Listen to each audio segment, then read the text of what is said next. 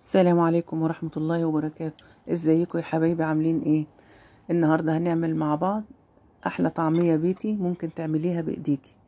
معايا هنا هنبتدي مع بعض بسم الله. معايا هنا نص كيلو فول مدشوش ومنقوع في المية ليلة كاملة لحد ما يبقى طري بالمنظر ده. معايا بصلتين متقطعين، كمية من التوم حوالي 6-7 فصوص، وقرن فلفل حامي، وربطتين خضرة كزبرة وبقدونس. ومعايا هنا بصلاية خضرة. بصلاية الخضرة هنا بديل الكرات، احنا عارفين ان الاساسي في الطعمية هو الكرات، بس لو مش متوفر ممكن نحط بصل اخضر بديل ليه.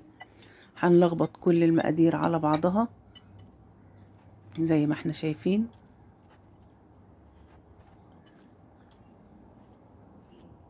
طعمية بيتي هتعمليها بايديكي اوفر بكتير من انك تشتريها من بره. هنبتدي نضربها مع بعض في الكبة، او لو في مفرمة عادية ماشي، او مفرمة بالكهرباء ماشي. المهم ان احنا هنضرب الطعمية كويس جدا بحيث ان هي تبقى ناعمة وهشة في نفس الوقت.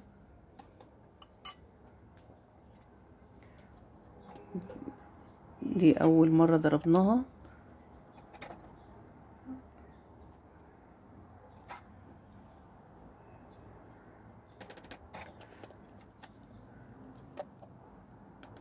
ما تنسوش تضيفوا شوية مية صغيرين، حوالي معلقتين مية، علشان تسهل عملية الضرب.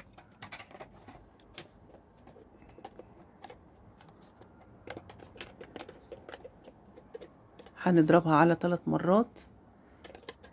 اتقسمت الكمية دي ان ضربتها على 3 مرات، دي اخر مرة معايا. المرة اللي فاتت ما صورتش المية وانا بضيفها. اهي زي ما احنا شايفين كده، كمية صغيرة خالص من المية بحيث ان هي تساعد في عملية الضرب. بعد كده الكمية كلها خلصتها، وبعدين هقسمها واحطها في اكياس بحسب عدد الاسرة، الكمية اللي تحتاجيها، وهحطها في اكياس واطلعها قبل ما استعملها او قبل ما احمرها. هنا عايزة تتبليها قبل ما تحطيها تكيسيها ماشي، عايزة تتبليها ساعة ما تيجي تحمريها مفيش مشكلة. بعد كده هقسمها على الاكياس واحطها في الفريزر. قبل ما اجي احمرها اطلعها من الفريزر قبلها بحوالي ساعة. وبعدين لما تيجي تحمريها، لما تطلعيها من الفريزر ضيفي عليها ربع معلقة بيكنج باودر، لان الهواء ده هيروح منها لما تتحط في الفريزر. زي ما احنا شايفين كده، عبيتها في اكياس وقسمتها على 6 اكياس على حسب عدد الاسرة. طبعا كمية كبيرة اوفر بكتير من ان انت تشتريها من بره.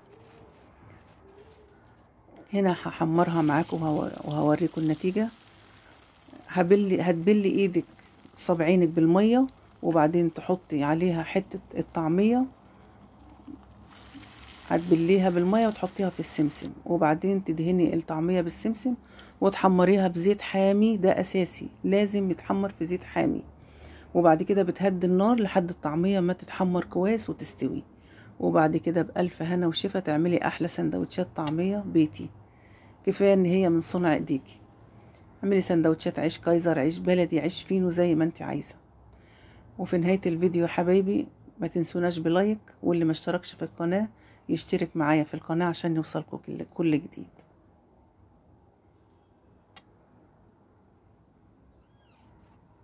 وفي نهاية الفيديو اسيبكم في رعاية الله، مع السلامة.